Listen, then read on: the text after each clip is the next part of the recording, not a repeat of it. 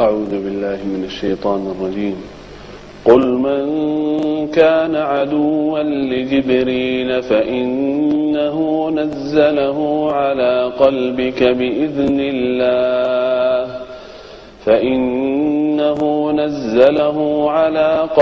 بإذن الله مصدقا لما بين يديه وهدى وبشرى للمؤمنين من كان عدوا لله وملائكته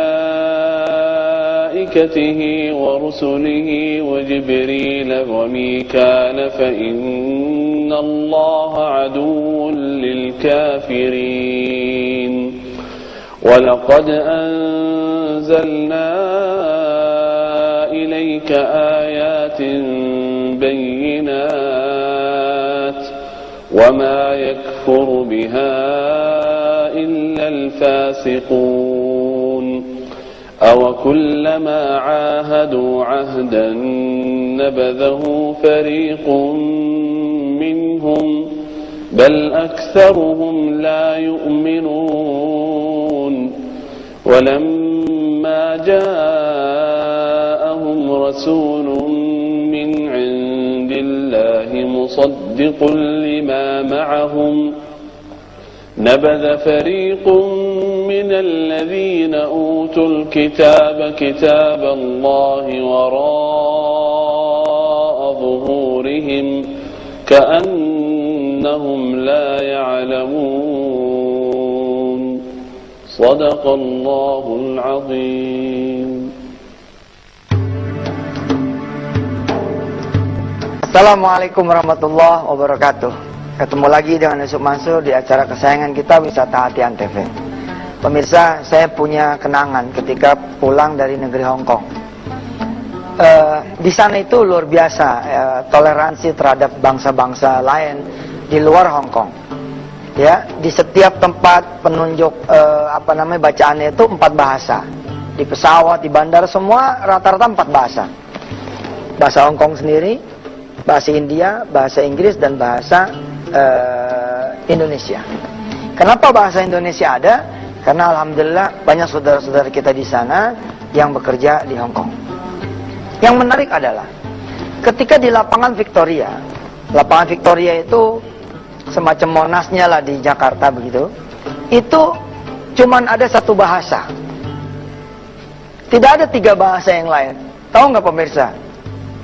Tulisannya apa? Dilarang buang sampah. Mengejutkan.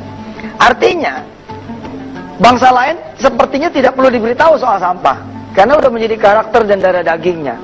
Kedisiplinan terhadap kebersihan dan sampah sudah tidak perlu diberitahu lagi. Beda dengan saudara saya, beda dengan saya, beda dengan kita semua dari Indonesia, masih perlu diberitahu. Oleh karena itu satu-satunya tulisan dilarang buang sampah itu hanya dalam bahasa Indonesia. Hari ini kita belajar tentang kebersihan. Kita berharap kepada Allah SWT agar mudah-mudahan di rumah kita bersih, di lingkungan kita bersih, baik lingkungan rumah, lingkungan kantor, lingkungan sekolah, kampus, pabrik. Insya Allah mudah-mudahan hari ini adalah sumbangan kita buat Indonesia. Bicara tentang kebersihan.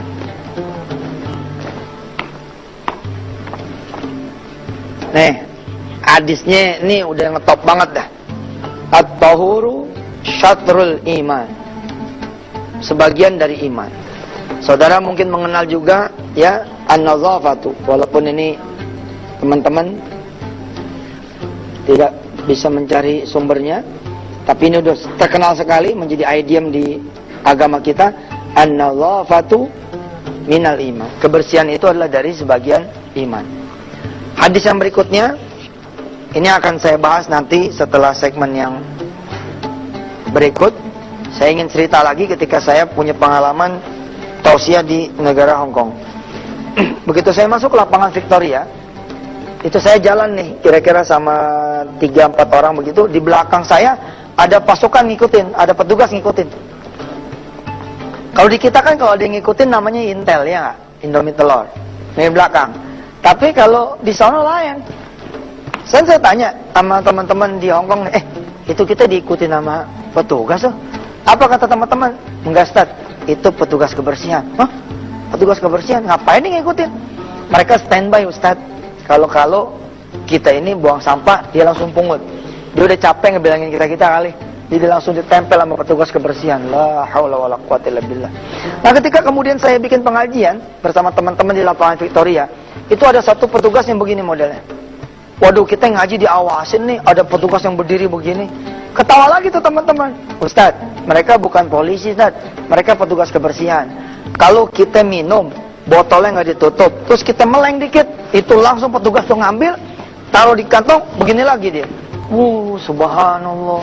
Dan cuman ada di kelompok-kelompok kita doang, itu petugas kebersihan ada. Ntar saya cerita bagaimana lagi lebih hebat di Jepang ya, tapi setelah yang berikut ini.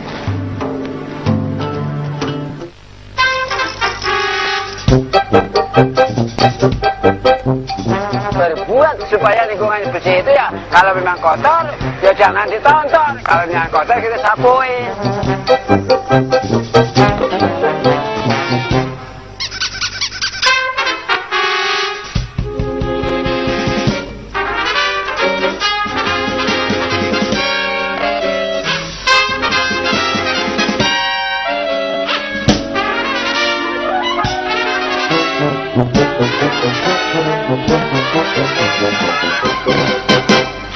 Dimanapun kita kalau hidup bersih itu sehat kok. Bersih itu sehat kok. Begitu.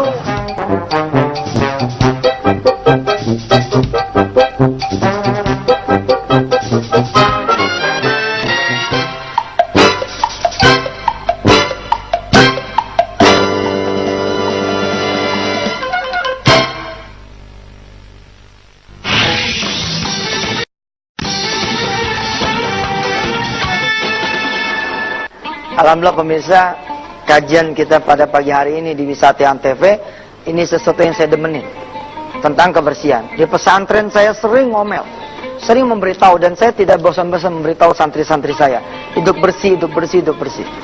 Saya pernah hidup tidak bersih di urusan gigi saya, karena saya hidup dulu tidak bersih, jarang sikat gigi waktu kecil. Ini akibatnya kayak begini. Makanya saya sering bilang sama anak-anak saya, yang benar, terjadi kayak papa lo giginya jelek.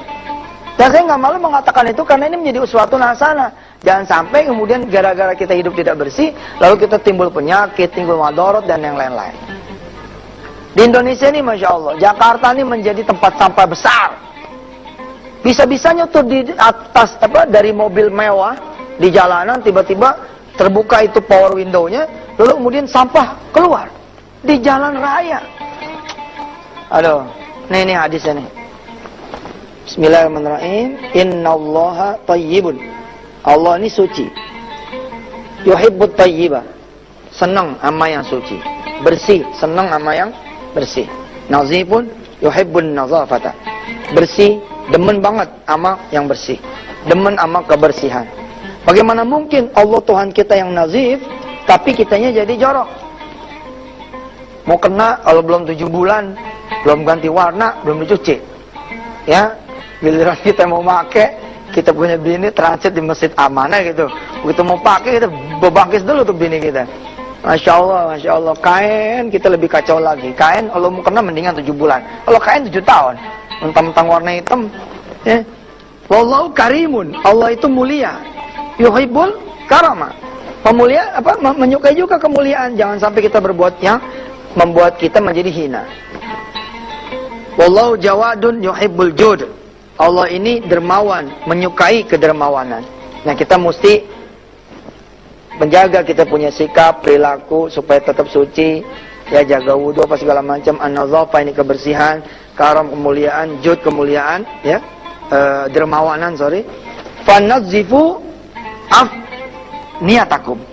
Maka kata Rasulullah, fanadzifu, maka bersihkanlah niyatakum. Niyatakum, maka bersihkanlah tempat-tempat kalian. Luar biasa kan? Ini harusnya menjadi patron atau fondasi dasar kita bermasyarakat. Tapi memang di Indonesia ini tidak terlatih. Saya kadang-kadang kalau pergi ke luar negeri ya, saya malu gitu. Di Singapura ya, di Australia, Masya Allah, anak-anak Australia itu kalau makan Subhanallah, subhanallah. Itu kalau belum bersih, dia tidak akan meninggalkan piring kotornya. Tapi kalau di kita gimana? Bukan cuma piringnya yang kita tinggalin, tapi sisa makanannya pun banyak menjadi mubadzir. Saya pada satu lawatan ke negeri Jepang, begitu turun dari bandara, di Tokyo, jalan dikit itu ada pusat pengelolaan sampah.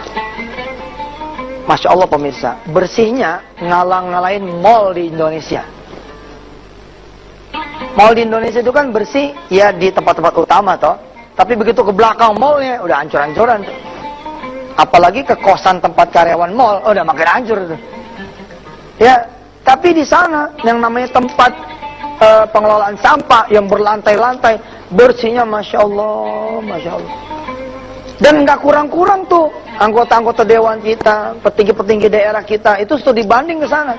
Tapi emang ini masalahnya masalah karakter, susah. Saya ya sengaja memperhatikan itu sudut-sudut kota Jepang, dari mulai Tokyo terus sampai Nagoya, Kyoto, Sapporo. Di atas kereta, di atas bus, berjalan kaki saya melihat kali-kali aja ada sampah gitu. Masya Allah pemirsa, ini saya ngomong beneran nih ba'da subuh ini. Demi Allah saya nggak ketemu itu namanya sampah. Walau cuman tutup botol atau sobekan kertas atau sobekan plastik, nggak ada, bener nggak ada. Saya tuh rindu negara saya bisa seperti itu. Ya, kalau satu daerah bersih karena ada banyak tong sampahnya, satu daerah bersih karena banyak petugas sampahnya, biasa. Di Jepang kagak ada cerita tong sampah, nggak ada cerita petugas sampah. Kok bisa? Negara kagak ada Tuhan tuh. Ini kita Tuhannya banyak. Ada yang Islam, ada yang apa, pada berantakan. Apalagi kita, mestinya malu nih jadi umat Islam. Kan mayoritas nyebut Indonesia, itu nyebut Islam. Saya keliling dari suatu kota-kota lain di kota Jepang, ya di negara Jepang, nggak ketemu itu sampah. Di kota mana gitu, saya ngelihat tiba-tiba ada sampah. Saya teriak tuh, wah ada juga nih gitu. Teman-teman pada nanya, ada apaan Sat? Ada juga sampah. Dengan entengnya teman-teman ngomong begini, oh itu barusan ada orang Indonesia di situ. Kacau nggak tuh? Sekalinya ada sampah, katanya di situ tadi ada orang Indonesia. Ampun. Saya ke Malaysia. Saya bukan membanggain negara orang nih. Ini jadi pelajaran buat kita orang Indonesia. Saya ke Malaysia, ke Johor. Saya sampai keliling inspeksi tuh. Saya keliling itu ya, ke selokan-selokannya. Itu selokan kayak habis dipel. Allah. Pas selokan sih bisa kagak ada debunya. Gimana ceritanya, Pak? Saya mau bilang, ini ada sudut nih yang tidak dijamah oleh manusia. Berangkat saya berangkat ke situ. Bersih juga, saudara. Waktu dulu zamannya Agim ceramah betul-betul di TV banyak. Saya pernah, atau zaman Zainuddin dah, Kiai Zainuddin almarhum. Saya tuh ketawa ya jadi anak muda ya, jadi remaja waktu itu. Sekarang udah tuaan, 35 umur kita. Dulu Agim sama Kiai Zainuddin ngomong begini, kalau nyari masjid gampang, nggak usah nanya sama orang. Bagaimana caranya? Begini aja nih. Nah, atau nyari toilet, nyari tempat wudhu. Kalau kita udah masuk masjid nih, nyari toilet, nggak usah nanya di mana toiletnya, nggak usah, pasang hidung aja. Oh di sini nih toilet, karena bau. Ini kan Masya Allah. Di mall-mall, musola-musola, demak-demak. Alhamdulillah sekarang udah mulai, nih musola-musola cakep-cakep, bagus-bagus, masjid-masjid. Kenapa kita bisa begitu coba? Karena kita tidak memahami Islam itu sendiri. Apalagi saudara nih panitia pembangunan masjid. Coba ada tanya, nih ente nih umpama ada yang panitia pembangunan masjid, coba ada nggak masuk anggaran kebersihan? Nggak bakalan ada nih, hampir di mana-mana nggak ada anggaran kebersihan, yang ada anggaran pembangunan. Jangankan anggaran kebersihan, anggaran imam aja nggak ada. Allah dan Rasulnya menyuruh kita hidup bersih. Nanti bagaimananya kita sambung deh. Jangan sampai kita di Indonesia yang katanya Islam yang mayoritas, tapi kok kebersihan malah langka di negeri ini. Ya, saya pernah ke lupa ya. Tapi ntar aja dah ceritanya. Habis yang berikut ini ya. Silakan lewat dulu.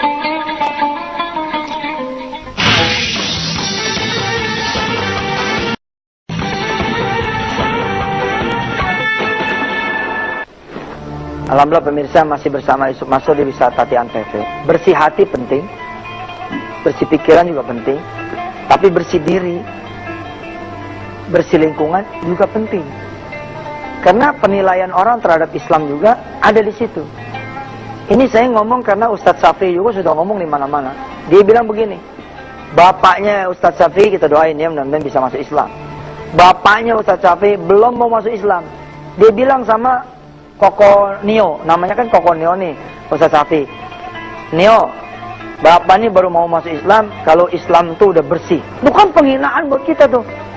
Mestinya kan kita menjadi satu bangsa yang bangkit itu. Iya ya.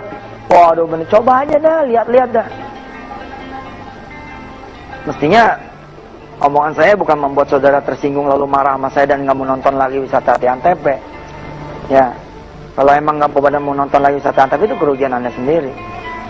Kalau Anda tersinggung lalu kemudian Anda pagi ini langsung keluar rumah, Anda bersihin, apalagi di luar ada motor orang sekalian bersihin. Penjara ya, bersihin itu loh. Ya, pagi-pagi suruh anak keluar bersihin. Zaman saya waktu kecil. Ini waktu saya kecil ya, sekarang sih kata orang masih kecil juga, mau suka ngeledek mau ustadznya tuh. Ini waktu zaman kecil kita nyapu gitu. Kok ini pintu kita nih. Ini kita radius berapa meter itu kita nyapu. Tapi sekarang mungkin udah ada ngandelin tukang sampah kali. Saya pernah di mana ya?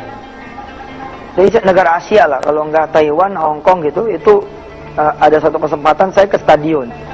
Stadion itu habis ada acara, itu kan bubar tuh ya, orang satu stadion kan begitu ya.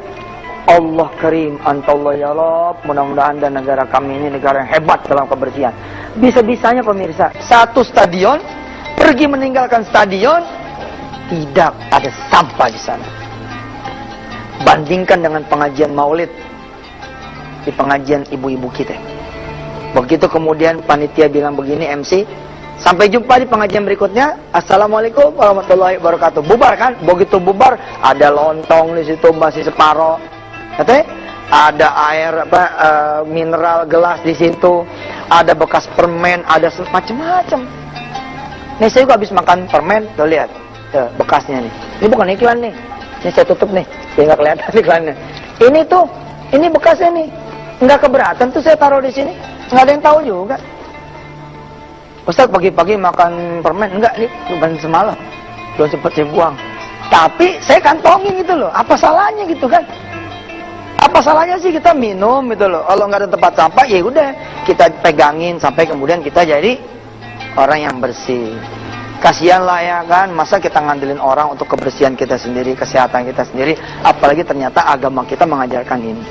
Setiap hari Kamis kita mengajarkan the beauty of Islam, indahnya Islam.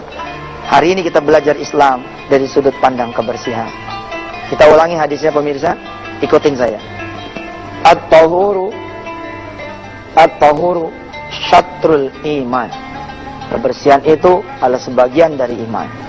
Anda cek di rumah Anda, bagaimana rumah Anda, bagaimana dapur Anda, bagaimana kamar mandi Anda. Kalau anak Anda di pesantren Darul Quran, insya Allah ini akan diajarkan terus-menerus sampai keluar berkarakter dia. Kalau pemirsa ada yang kesempatan datang ke pesantren Darul Quran, lo melihat sampah. Bos, ini proses. Anak saudara masuk dengan berbagai karakter masing-masing di rumah. Oke? Lalu masuk ke pesantren Darul Quran. Kalau masih sebulan 2 bulan, emang belum ketemu dah tuh. Tapi kalau sudah dia misalkan 3-4 bulan, udah mulai dia nggak betah kalau ada sampah. Kalau ada orang nyampah nih, makan nih, terus dia buang sampahnya. Itu santri-santri saya akan datang. Dia pungut tuh sampah, lalu dia bilang, maaf pak, sampahnya ketinggalan. Tuh, pesantren Darul Quran. At-tahuru syatrul iman. Innallaha thayyibun yuhibbut thayyiba. Allah itu bersih, suci, menyukai kesucian, kebersihan. Begitu juga ini. Nazifun, teratur, bersih. Yuhibbun nazafah, menyukai yang bersih. Kalau kita kotor, Allah nggak suka sama kita. Ya, kalau kita kotor, Allah nggak suka sama kita. Karimun yuhibbul karamah. Kita harus hidup mulia karena Allah ini mencintai kemuliaan, sebab Dia juga adalah yang maha mulia. Jawadun yuhibbul jud. Ya, Dia itu dermawan, menyukai kedermawanan. Wa nazifu afniyatakum. Maka Rasulullah menyuruh kita menjadi bagian dari ibadah agar kita merapikan tempat-tempat kita. Mulai sekarang pemirsa, operasi bersih. Operasi bersih. Mudah-mudahan ya kita bisa pertajam ini materi bagus nih. Kita tidak akan langsung close di minggu ini. Minggu depan Kamis ingetin lewat Twitter @yusuf_mansur atau lewat website wisatati.com kita akan teruskan tema tentang kebersihan. Kita belum ngomong kebersihan harta, belum. Kita baru ngomong kebersihan yang sifatnya fisik supaya orang menganggap kita ini mulia. Mudah-mudahan pemirsa Allah merestui dan meridhai apa yang kita inginkan terhadap agama dan bangsa kita supaya bisa hidup bersih lahir batin, luar dalam, pikiran dan diri kita semua. Saya Yusuf Mansur, sampai ketemu besok hari Jumat kita membahas tentang sedekah. Wassalamualaikum warahmatullahi wabarakatuh.